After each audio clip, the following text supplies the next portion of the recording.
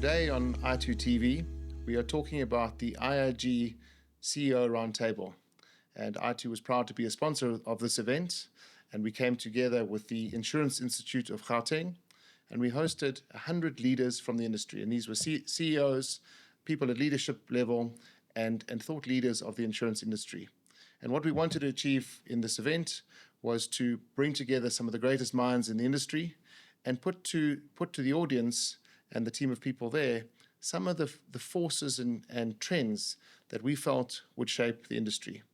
And to do that, we partnered with Graeme Codrington, who is a longtime friend of iTOO in the insurance industry. Graeme is an expert facilitator and a futurist. And we asked Graeme to come and share some of his thoughts and get the conversation going around some of the trends that we see are going to be shaping the future of the industry. Graeme, it's good to have you with us today on iTOO TV, and I'm looking forward to our conversation. Thanks, Justin. No, it was great to be involved with breakfast, not just on the day. As you say, it was great to get some of the super smart minds from the industry together, but also working with you and your team and IIG as well to lead up to it, thinking about, where is the insurance industry going? What are some of the disruptive forces shaping it? So, Graeme, to kick off our conversation today, and then we're going to get into some informal conversations, why don't you start with just summarizing some of the main trends that we'd identified before the event? What were some of these trends, and a little bit of a summary about each of them? Sure. I think, had 9 or 10 of them, but they fit into maybe 4 big buckets. So the first was technology. That's an obvious one. I think every industry is dealing with technology issues. But I think from an insurance perspective, looking at the issue of data, what can we learn from the data that exists in companies? And then obviously looking at the insurance implications of cyber issues. And some of those which I think not enough people are thinking about is the risk of stealing somebody's personal identity and the risk of being able to identify if somebody is who they say they are. So we looked at a number of those themes in insurance tech and everything else. Second major theme was around the environment, natural resources, climate change, plastics, pollutants, water shedding. I think that was one. We come back to that in the conversation because I think that was one that the CEOs picked out as being an important risk in South Africa in particular. The third area we need to talk a lot about, because that was the one that seemed to touch a nerve. I was surprised, but it was this issue of talent. Who is in the industry? What type of people do we need? And with talent, I think we often think of the young people coming in at the bottom, but we also had a thought about maybe it's the old wise ones at the other end. We should also label them talent in the sense of we need them in the industry and get something out of them. And then the fourth one was just changes, significant shifts in geopolitical realities, including things like the rise of BRICS as a system in the world, which South Africa is part of, but is changing the global geopolitical landscape. So we started with the session sort of throwing these out at CEOs and then invited them to expand and dig deeper into that list. And we certainly had some great conversations, and we got many different CEOs and leaders from the industry commenting on these trends and giving their views. And we put them together in tables, and we had some workshops. We had some great conversations, and we had, as Graeme mentioned, we had comment from some of the doyens of the industry and the older experienced people, and we had some great young people, young leaders in the industry talking and giving their views. So Graeme, I think let's start with, the one theme that came out very strongly was the new generation of talent. And there was the great conversation around, this was the biggest trend that it's going to face the industry, and probably mostly because people really touches on so many of the other things. If you have, the right people and the smartest people, you're going to be, involved in AI and data, and these people are going to drive and help support change. We also had some great comments about retirement as a concept, where the older people in the industry were talking about reinventing themselves and still adding value long after retirement. So this was kind of, if we had to sum up one of the themes that came out from the industry as the most important, this was around people. Do you want to share any more insights and summary of some of your thoughts around this trend that's going to be shaping the insurance industry? Justin, I was pleasantly surprised at this theme being such a big theme on the morning. I think it's critical. But my experience with a lot of companies in many different industries around the world is the big conversation at the moment is how do we automate our systems? This idea of AI and bringing in new technologies to streamline our processes, to take the human element out of the system. And maybe companies don't put it forward as boldly and as that, but I think that's what's in people's minds. I think that's what's fueling a lot of the AI hype at the moment is this hope that it will bring some form of cost saving on the human resource budget. But I was pleasantly surprised that at least in the South African insurance industry and the leaders of that industry, that wasn't the thought at all, as far as I could see. Their view was that the innovations that we need in order to take the industry forward are going to come, not saying we shouldn't use technology, but it's going to be integrating those technologies with smart people. And so attracting some of the smartest people to the industry, not people who just going to fill an office and do the grunt work, but can really bring new ways of thinking, new styles of mindset around business and organization. That came across very strongly, and I really was pleasantly surprised. It certainly was some exciting conversations around bringing the smartest people and then partnering them with new and emerging technologies. We had some good discussions around AI and artificial intelligence, and if anyone's reading the news at the moment, this is probably the biggest single buzzword for most people in business. Many commentators, like the Elon Musks and Sam Altmans of the world, saying this could be the end of humanity and the risks around the world, and this could change everything we do. You've got some good views on AI, so it would be lovely if you shared some of your thoughts, which you shared on the day with us.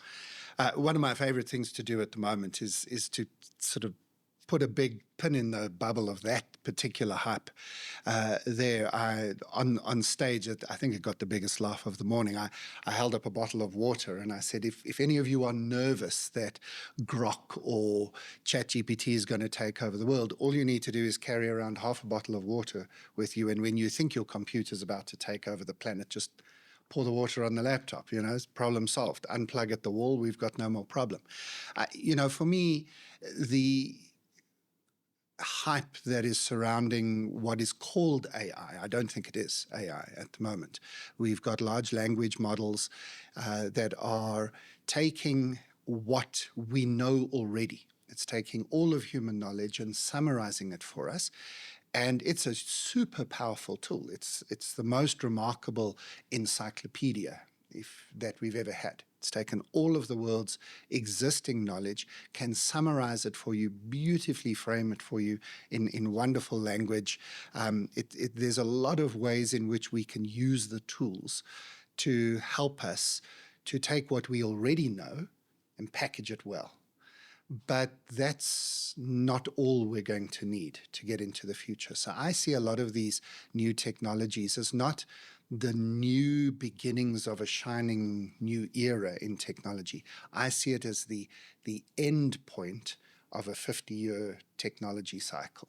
It's like the perfection of everything we've done so far. But we're going to need new thinking, I think, to take us into the rest of this decade and the 2030s. And that's where, for me, humans and machines working together, I like to use the language of bionic, not automation, but augmentation. And that's why, for me, I really did appreciate the fact that there was discussion on the day of making sure we keep the wisdom of the old grey heads and no hairs people in the room, bringing that in. And there was discussion around creating mentorship programs and, connecting the human element with that technology element. So for me, it was wonderful to see these two conversations of people and technology really playing out together. So using technology to augment what the bright and smart people in this insurance industry can do is certainly one of the big themes that came out of this discussion. You don't have to be a rocket scientist if you work in the insurance industry to realize that climate change is making a huge impact on our industry. It's seen in the floods that we're having in Durban, the fires that we're having, the Cape Town flooding and storms. Climate change is certainly an impact. We had some really good discussions around climate change, and this probably couples quite nicely with infrastructure failure and deterioration of infrastructure. And then we had some really good conversations around water shedding, which you alluded to earlier. Do you want to share some of your thoughts on all of these as sort of combined themes that we discussed on the day? I think this conversation is a great conversation for the insurance industry to have in showing people why the insurance industry is valuable. Because the insurance industry has been, but more in the future needs to be, not just there after the problem's happened, after the thing has happened and now you come and help me fix it. But it really should be helping us to think through what could go wrong and even, if possible, preventing it from going wrong. And so a good analogy to water shedding, we all know that we live on a planet, forget a continent, forget a country, that's got a problem with water. We don't have enough drinking water, usable water, for what we need. We've got oceans full of water, but can't use it. And so water shedding is almost certainly going to be an issue. But you ask a standard group of people, how many of you have begun to do something to protect yourself from a water problem or a water crisis? And no hands go up. And then you ask people, well, have you done anything about load shedding? Have you done anything about electricity? And then all the hands go up, but they only did it in the last year or two. So we knew about load shedding for 12 years, and we waited until it was a proper crisis before we did anything. So now we sit again with water. We're all talking, water's going to be a problem, water's going to be a problem. Are we doing anything about it? And so for me, that is probably a big shift. I don't know if it's a shift for the industry, but it certainly needs to be a shift for people as they engage with their insurers. It shouldn't just be about, let's fix it after the problems hit us, but help us to prevent the problem. And so my challenge to the industry was, should insurance companies get involved in water shedding solutions? I think they should. Absolutely. And interesting, one of the things that I spoke about on the day is iTOO's purpose, which is to conquer risk and unleash potential. And I think that's something that applies to the whole insurance industry. That's really the reason that we exist as an industry. There are all of these new and uncertain emerging risks and trends out there. How do we collaborate as an industry and with our clients and brokers, and how do we actually come together and find these solutions to conquer risk? And in conquering risk, we unleash potential. Because if these risks are conquered, like we've seen with load shedding, I think we're seeing a bit of light that we may have conquered the worst of load shedding. And that, of course, unleashes incredible potential for South Africa as a country. Can I ask you a question on that? Because I know that you think a lot, and I know iTOO happens to have some solutions that are maybe just a little bit different, especially around cyber crime. I mean, there must be an analogy with cybercrime in that environment where we know it's going to happen. We know it happens, and we know that it will probably happen to us at some stage, whether I'm an individual or a company, whether small or large. Hackers are everywhere. Cyber issues are everywhere. Deep fakes, all of those things. And you sort of hinted on the day at some things that you're doing, but I know you've been thinking about it. What do you see cybercrime and cybersecurity and cyber insurance in the future? So cyber is a fascinating one, and it's a line of business that iTOO's been in for about seven years. And I remember in the early days of cyber, it was this, it was trying to sell ice to Eskimos in winter. Literally, no one was buying cyber insurance. And then we had a few very big, high-profile public, cyber attacks, and suddenly this market started to grow. we sit in a situation where today, just in South Africa, there are an estimated 30,000 attempted cyber hacks a day. Serious? Just in South 30,000. Africa. I mean, that's quite a scary thought. Yeah. And really, what it means, even if you're a small business or an individual in South Africa, you've got smart people around the world trying to hack into your personal profile or into your business. So it's a very real threat, and it's one of the big trends that we discussed on the day. And iTOO's built up a team of cyber experts, IT experts, and we're trying to build an ongoing solution. The concept of deep fakes is an interesting one. What would happen if there was a deep fake of me, the CEO of iTOO, in a controversial video on a topic that may offend a lot of people?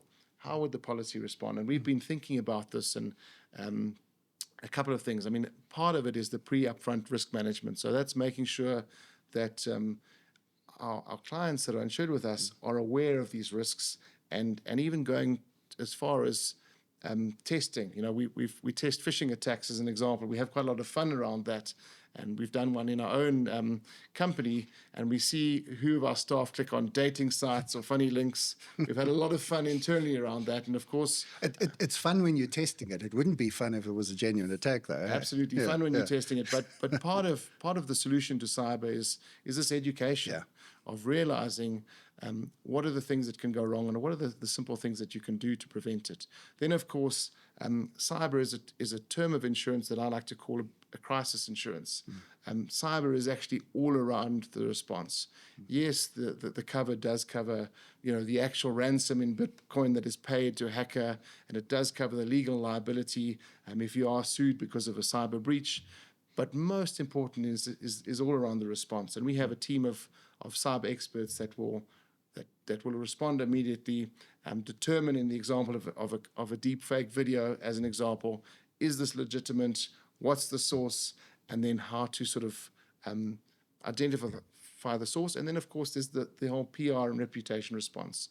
Cyber cover typically covers the PR, the reputation advice, any legal costs that you need to cover, and all of that crisis response is a part of it. So it's a really fascinating and evolving type of insurance. It's one that many people around the world say the next COVID could be a cyber attack, and that's one thing that certainly keeps me awake at night. So I have a view that every single person and every single business has a cyber risk, because if you have a cell phone or if you have an email address, you're exposed to cyber risk. So a question that we've been discussing today is, could cyber be the next pandemic?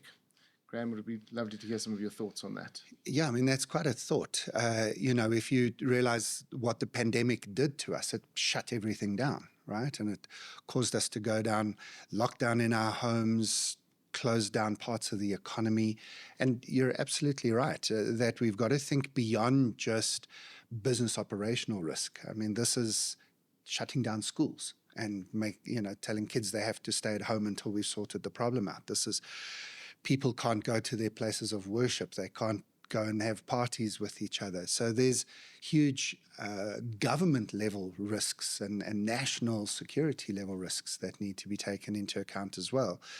And that means that we should probably be extending the conversation beyond insurance and risk issues at an insurance level, and look at government policies and how does the government set up a national security system that then covers every part of society. So I mean, it's quite a thought that cyber risk is a pandemic level threat. Certainly something that keeps us awake at night here at iTOO. Yeah, and that'll keep me awake at night as well, thinking about it at that level. We've seen very recently in the news this CrowdStrike example where it shut the world down. One simple glitch in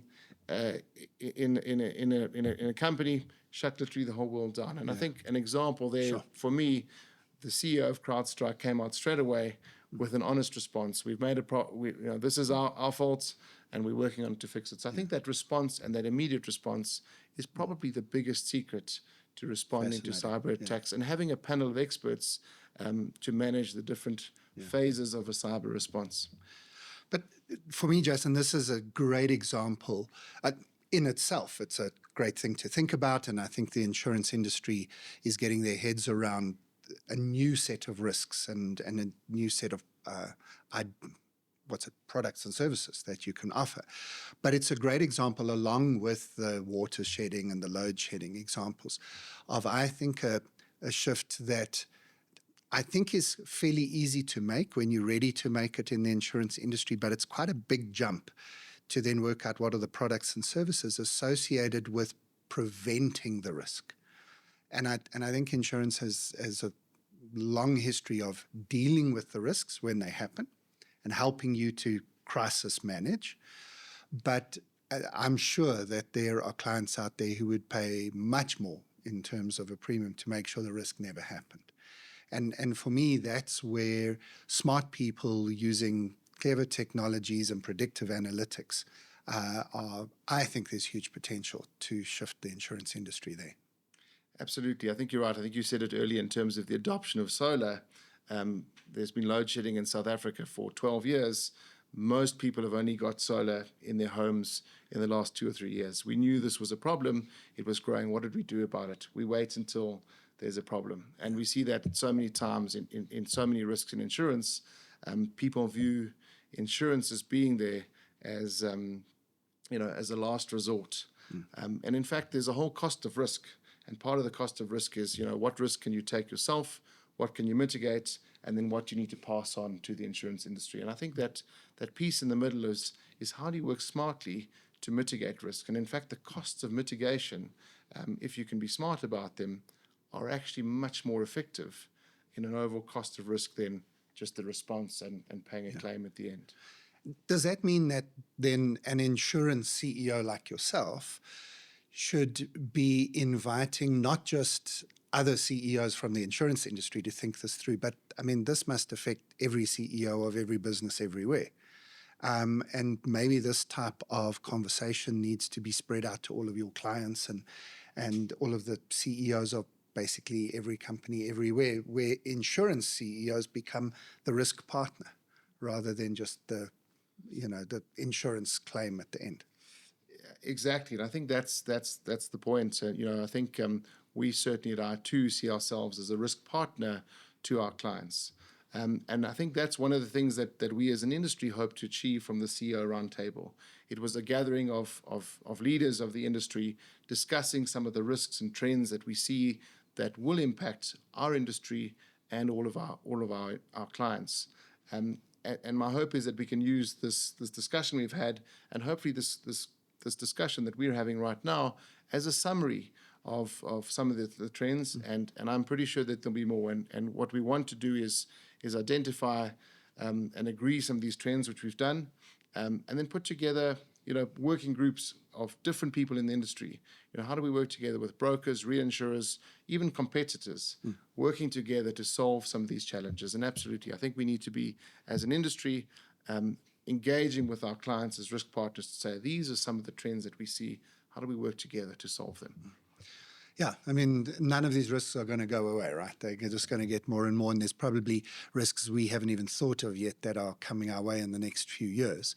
And some industries got to step in and say, we're going to help you live in a world that is inherently risky, but we're going to make sure that you can actually live in that world without being paralyzed by any of those risks. And there were some smart people in the room, and I really enjoyed the conversations. Good. Graeme, I think if there's any closing remarks that you'd like to share, but otherwise I think we'll wrap this up, and this has been a really good conversation. I suppose the closing remark from my side is, if you are a smart person, and maybe even a smart young person in particular, look at the insurance industry. It's an industry that is doing things, going places. There's smart people in the industry already. They're looking at all of the things that young, talented people are excited about: technology and data and applications and digital and cyber. And they are worried about some of the things that young people are worried about: sustainability on the planet and making sure that we live good lives together. So, if it's of interest, make sure you also look at the industry from a career perspective. I think the industry can use some smart people, and smart people will enjoy being in the industry. Agree. There's never been a more exciting time to be in the insurance industry. And if you're already in the insurance industry, we invite you to connect with us at iTOO or the IIG. And we'd love to continue these conversations if you'd like to get involved in thinking about some of these different risks and how we can conquer them and unleash potential in this country. Thank you very much.